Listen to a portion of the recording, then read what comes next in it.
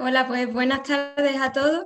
Lo primero de todo es dar la enhorabuena a todo el equipo de la factoría por el gran trabajo que hacen cada semana y darles también las gracias por permitirme participar en este webinar. Yo voy a hablar acerca de las interacciones clínicamente relevantes con los antineoplásicos orales. Es verdad que la farmacia oncomatológica es una de las áreas de la farmacia que más innovación está sufriendo en los últimos años, desde la individualización de los tratamientos, la conciliación de la medicación y la seguridad y la trazabilidad. Más del 40% de la quimioterapia que se administra es de tipo oral. Son fármacos que están dirigidos a unas dianas específicas, y es que desde los años 2000, más del 50% de los fármacos dirigidos a una diana específica eran de tipo oral. Esta quimioterapia oral presenta numerosas ventajas frente a las de tipo parenteral. Una mayor comodidad de la administración, ya que el paciente se toma el tratamiento en su casa, la participación activa de estos pacientes en su tratamiento, una menor interferencia con la vida social y laboral, y aparte una reducción de los costes, ya que nos evitamos todos esos procesos de preparación, la administración en el hospital de día, etcétera. Sin embargo, existe por ahí un mito que dice que la quimioterapia por vía oral es más segura y menos tóxica que la administrada por vía parenteral. Sin embargo, esto no es así, ya que son más susceptibles los fármacos orales de errores de dosificación por parte de los pacientes y falta de comprensión del tratamiento. Hay mayor riesgo de efectos adversos e interacciones que pueden pasar desapercibidos. Aparte, puede haber también una falta de adherencia que se traduce en una menor eficacia. Es importante que todos participemos en conjunto, desde la farmacia, la oncología y la hematología y la enfermería, para poder reducir este tipo de interacciones. Los mecanismos por los que se producen las interacciones son complejos y a menudo hay más de uno implicado. Los factores que predisponen a que se produzcan son la edad. Con el tiempo, el metabolismo hepático y renal se va viendo afectado, pues pudiéndose incrementarse la dosis de los antineoplásicos en sangre. Aparte, cuanto más cantidad de de medicamentos tomen los pacientes, más riesgo de que entre algunos de ellos se produzca algún tipo de interacción. La genética también es un factor muy importante y los inherentes del propio fármaco, ya que los fármacos con un margen terapéutico más estrecho, los fármacos que tengan una elevada curva dosis-respuesta o que tengan un metabolismo hepático saturable requieren una mayor atención. ¿Qué es una interacción farmacológica? Todos sabemos por el CIR que una interacción es una modificación o alteración cuantitativa del efecto del fármaco causada por la administración simultánea de otro. Esto se traduce en una variabilidad del efecto habitual del fármaco o en la aparición de un efecto diferente. Las interacciones se pueden clasificar en diferentes tipos según su mecanismo de acción. Farmacocinética, que comprenden los procesos del ASME de absorción, distribución, metabolismo y excreción, requieren una monitorización terapéutica. De tipo farmacodinámico, son las que se producen en el receptor u órgano diana, donde tiene lugar el efecto del fármaco. Son más previsibles y comprenden otra serie de procesos como la sinergia, potenciación, agonismo parcial, etc. Aquí he querido recoger algunos de los antineoplásicos orales que se dispensan más frecuentemente en la consulta de pacientes externos. Uno de ellos es la viraterona. Todos sabemos que es un fármaco que se utiliza para el tratamiento del cáncer de próstata y que actúa a nivel de una enzima inhibiéndola y provocando que se produzcan menos precursores de testosterona. Con ella hay que tener precaución a nivel de los citocromos, del citocromo 3 a 4, con los inductores que pueden reducir su concentración en sangre, como rifampicina, rifampicina, etc. Y a nivel del CYP2D6 y CYP2D8, con los fármacos que vemos recogidos en las diapositivas. Además, la espironolactona, el diurético, puede actuar a nivel de los receptores androgénicos y elevar los niveles de PSA. También hay que tener cuidado con los fármacos que aumenten el intervalo QT, como los antiarrítmicos, antipsicóticos, etc. La enzalutamida es el otro fármaco que se utiliza también para el tratamiento del cáncer de próstata. Se metaboliza principalmente en el citocromo 12,8 y llama secundariamente en el 3A4. Por ello, debemos intentar evitar los inhibidores que sean potentes de este primer citocromo, como el genfibrocilo, y si es necesario administrarlo, es recomendable que le redujamos la dosis a 80 miligramos cada 24 horas. Además, igual que la viraterona, también puede prolongar el intervalo QT, por lo que tenemos que tener precaución con los fármacos que lo incrementen. Es per se un inductor enzimático muy potente de diversos citocromos y transportadores, por lo que hay que tener cuidado con los fármacos que se metabolicen por los mismos. Algunos de ellos, los antibióticos como la claritromicina, doxiciclina, algunos antiepilépticos, etc.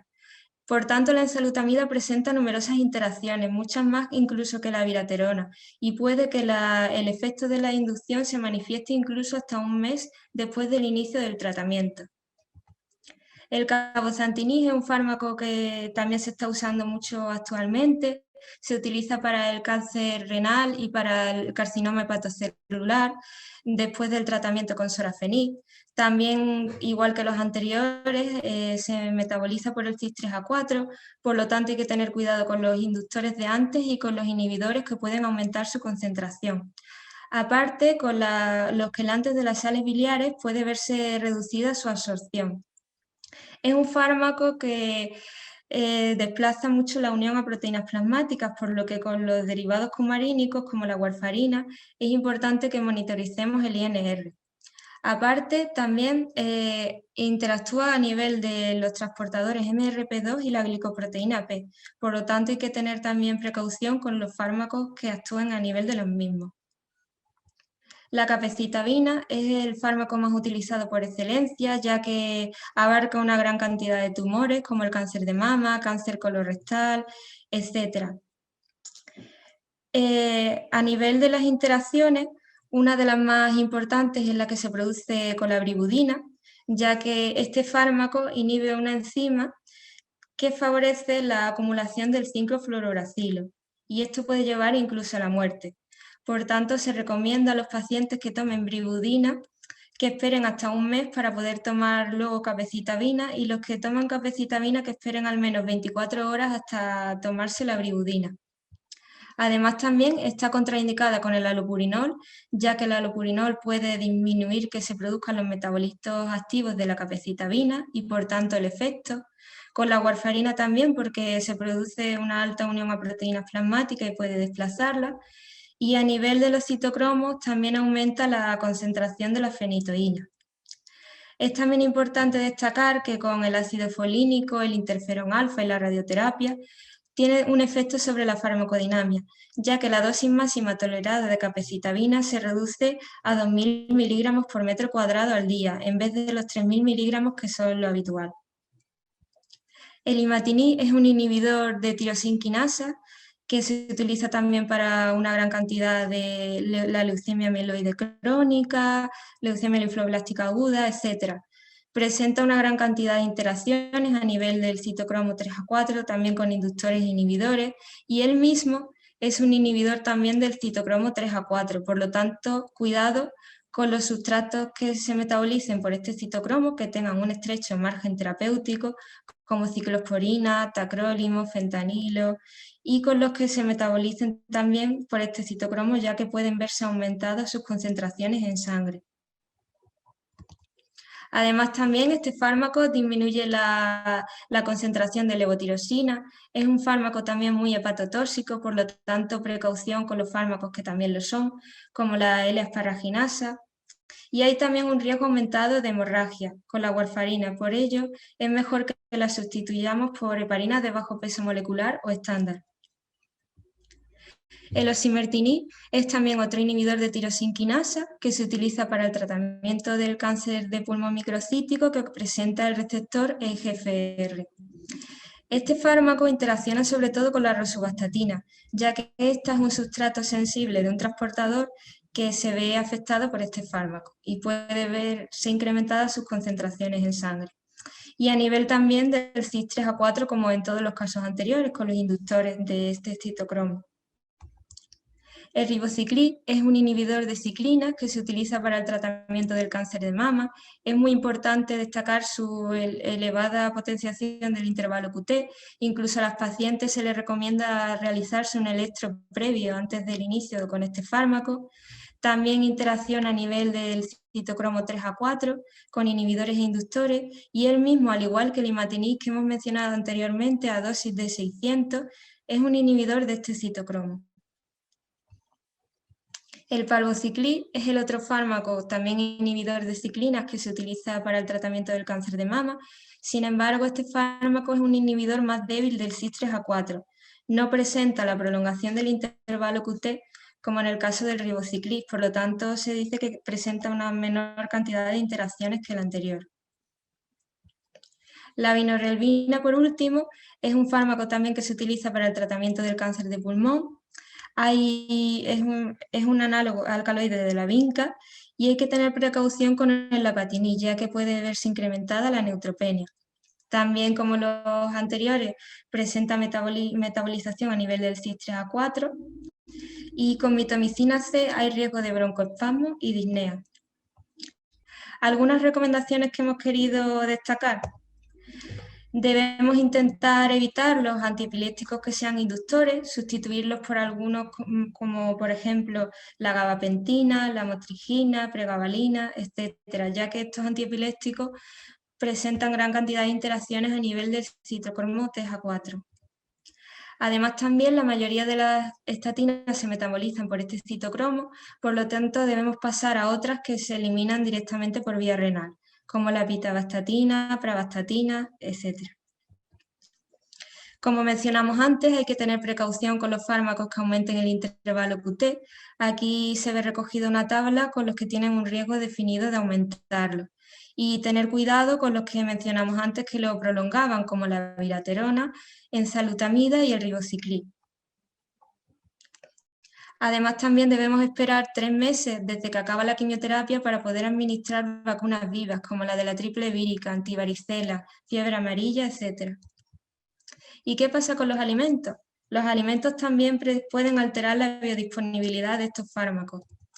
Hay una serie de antineoplásicos que se recomienda que se administren mejor con alimentos, de los que mencionamos antes, destacar, por ejemplo, el imatinib, el palbociclib y la vinorelbina. Y sin alimentos, por ejemplo, la viraterona y el cabozantinib. Aquí vemos recogidos un poco todos los de la consulta. Los que no aparecen son los que da igual administrarlos con alimentos o sin alimentos. El zumo de pomelo, que es un inhibidor de la CYP3A4 por excelencia, por lo tanto también hay que tener mucha precaución. ¿Y qué es lo que pasa con las plantas medicinales? Últimamente se está viendo incrementado en un 30% su uso después del diagnóstico del cáncer.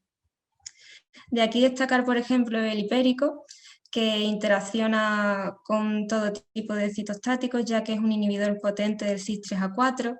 Y, por ejemplo, los inhibidores de tirosinquinasa hay que intentar evitarlos también con la equinacia, cava, ginkgo biloba, etc. ¿Cuáles son las interacciones que hemos ido viendo más frecuentemente en nuestra consulta?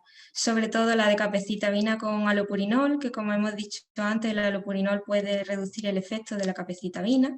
Esta misma con el acenocumarol, con el desplazamiento de la unión a proteínas plasmáticas. Los inhibidores de ciclinas como ribociclib y palbociclib con estatina. Y la enzalutamida, el inductor potente con el omeprazol. Está visto que la intervención farmacéutica reduce el riesgo absoluto del 26% de padecer un acontecimiento adverso. Sin embargo, es importante que podamos discernir entre las que son clínicamente relevantes de las que no lo son. Es por ello que nos valemos de diferentes herramientas. Una de ellas es el léxico, que nos la clasifica en diversos tipos, la de tipo C, cuyo beneficio supera el riesgo. En ella solamente se recomienda una monitorización.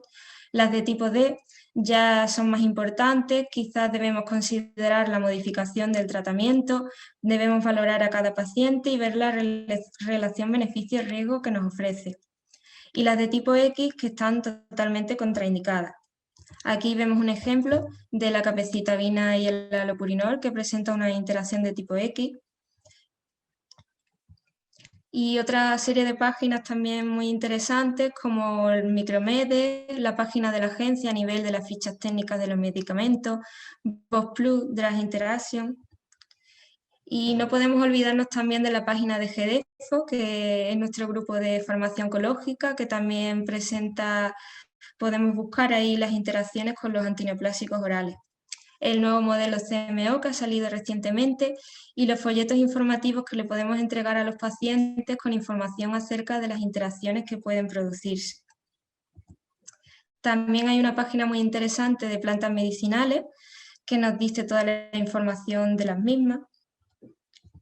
Y una aplicación que nos ofrece las interacciones con los anticoagulantes orales. Como conclusión, los fármacos antineoplásicos orales presentan una gran cantidad de interacciones que debemos identificar y monitorizar. Es importante conocer los factores de riesgo que favorecen que se produzcan estas interacciones con el fin de evitarlos. Debemos hacer uso de las nuevas tecnologías para identificar y manejar estas interacciones.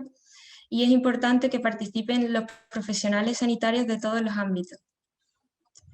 Y para terminar me quedo también con esta frase: no tenemos en nuestras manos la solución a los problemas del mundo, pero ante los problemas del mundo tenemos nuestras manos.